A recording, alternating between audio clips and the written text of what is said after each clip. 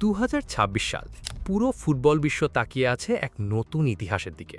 কারণ এইবারের FIFA world cup 2026 শুধু একটা টুর্নামেন্ট না, এটা হতে যাচ্ছে সবচেয়ে বড়, সবচেয়ে অনিশ্চিত আর সবচেয়ে নাটকীয় বিশ্বকাপ।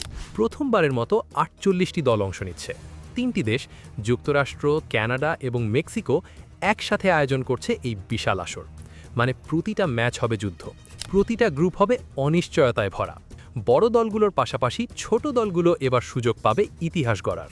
সবাই এখন একটাই প্রশ্ন করছে, কে জিতবে এই বিশ্বকাপ? প্রথমেই আসে আর্জেন্টিনা ন্যাশনাল ফুটবল টিম, বর্তমান চ্যাম্পিয়ন। যদি লিওনেল মেসি আরেকবার মাঠে নামেন, তাহলে এটা হতে পারে তার শেষ বিশ্বকাপ। আর মেসি যখন খেলেন তখন অসম্ভব জিনিসও সম্ভব হয়ে যায়। কিন্তু বয়স একটা বাস্তবতা, আর সেই জায়গায় আর্জেন্টিনা কতটা চাপ সামলাতে পারবে সেটাই বড় প্রশ্ন। তারপর আছে ফ্রান্স ন্যাশনাল ফুটবল টিম। গত কয়েক বছর ধরে তারা সবচেয়ে কনসিস্টেন্ট দলগুলোর একটি। তাদের দলে আছে গতি, শক্তি আর অভিজ্ঞতার মিশ্রণ। বিশেষ করে কিলিয়ান এমবাপে, যে ইতিমধ্যেই বিশ্ব ফুটবলের সবচেয়ে ভয়ঙ্কর নামগুলোর একটি। এই বিশ্বকাপ হতে পারে তার সম্পূর্ণ রাজত্ব প্রতিষ্ঠার মঞ্চ। ব্রাজিল ন্যাশনাল ফুটবল টিম, এই নামটা আসলেই আলাদা। ব্রাজিল কখনোই শুধু একটা দল না, তারা একটা অনুভূতি। তাদের খেলার ধরন, তাদের ফ্লেয়ার সব সময় তাদের বিপজ্জনক করে তোলে। যদিও সাম্প্রতিক সময়ে তারা প্রত্যাশা অনুযায়ী পারফর্ম করতে পারেনি, তবুও তাদেরকে কখনোই হিসাবের বাইরে রাখা যায় না। আরেকটি দল ইংল্যান্ড ন্যাশনাল ফুটবল টিম। অনেক দিন ধরেই তারা ফিউচার টিম নামে পরিচিত, কিন্তু সেই ফিউচার এখন প্রেজেন্ট হয়ে গেছে। জুড বেলিংহ্যামের মতো তরুণ খেলোয়াড়রা এখন ম্যাচের গতি নিজের মতো করে বদলে দিতে পারে। এইবার তারা সত্যিই শিরোপার জন্য লড়াই করতে প্রস্তুত। কিন্তু ইতিহাস বলে বিশ্বকাপ শুধু বড় দলদের গল্প না, এখানে সব সময় থাকে অপ্রত্যাশিত কিছু মুহূর্ত, কিছু দল যারা সবাইকে চমকে দেয়। এই জায়গাতেই আসে ডার্ক হর্স দলগুলো।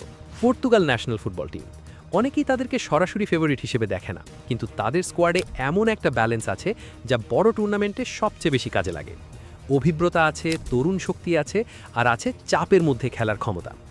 নেদারল্যান্ডস ন্যাশনাল ফুটবল টিম বরাবরের মতোই আন্ডাররেটেড।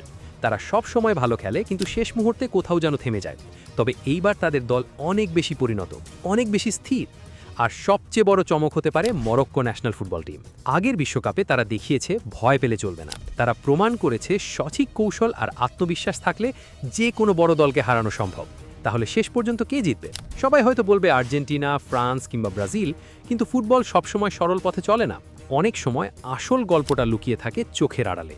এই কারণেই আমার প্রেডিকশন, এই বিশ্বকাপে সবচেয়ে বড় চমক হতে পারে পর্তুগাল। তারা হয়তো খুব বেশি আলোচনায় নেই, কিন্তু ধীরে ধীরে তারা এমন একটা দল তৈরি করেছে যারা ঠিক সময়ে নিজেদের সেরা পারফরমেন্স দিতে পারে। 2026 বিশ্বকাপ তাই শুধু একটা ট্রফির লড়াই না, এটা পুরনো যুগের শেষ, নতুন যুগের শুরু। এটা কিংবদন্তিদের বিদায় আর নতুন নায়কেদের উত্থানের গল্প। এখন প্রশ্ন একটাই, তোমার মতে কে জিতবে এই বিশ্বকাপ?